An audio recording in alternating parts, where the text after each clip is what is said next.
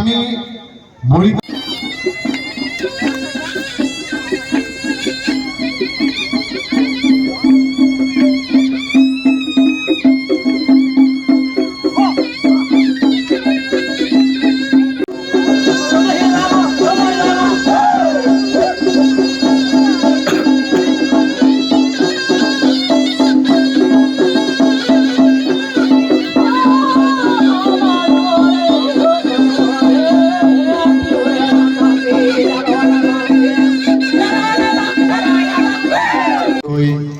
Morigaon Karbi culture ছ'চাইটিৰ তৰফৰ পৰা অশেষ হিয়া ভৰা ধন্যবাদ জনাইছোঁ। এইকাৰণেই তেখেতসকলৰ যি এটি প্ৰচেষ্টা, এই প্ৰচেষ্টাই কাৰ্বি জাতিৰ যি গতি প্ৰচেষ্টা, তাৰ কাৰণে আমি কাৰ্বি কালচাৰ ছ'চাইটি মৰিগাঁৱৰ তৰফৰ পৰা ধন্যবাদ জ্ঞাপন কৰিছোঁ।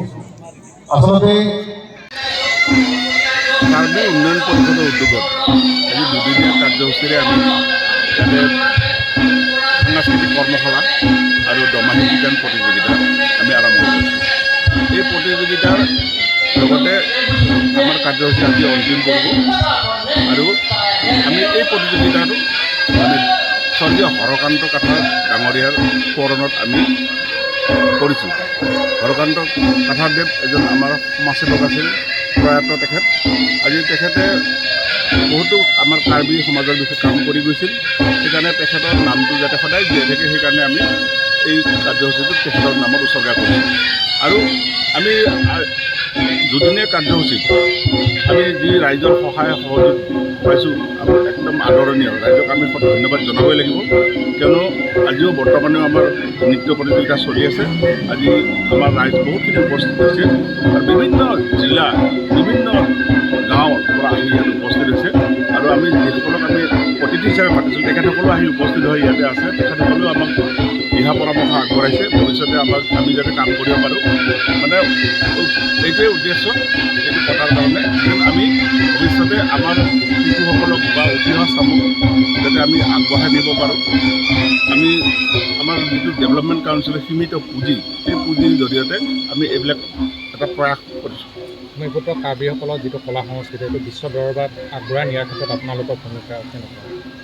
আমাৰ লগতে আমাৰ সমাজৰ বিভিন্ন দল সংগঠন আছে। এই ক্ষেত্ৰত তেখেতসকলে সদায় পুংখানুপুংখে আলোচনা বিলোচনা কৰি আছে, তেখেতসকলে গৱেষণা কৰি আছে। আমি বৰ্তমান যিটো হেমন্ত বিশ্ব শৰ্মা ডাঙৰীয়াৰ নেতৃত্বত চৰকাৰ চলি আছে, তেখেতৰ চৰকাৰে আমাক এই উন্নয়ন পৰিষদখন আমাৰ হাতত অৰ্পণ কৰিছে। আমাৰ সদস্য 30জনীয়া।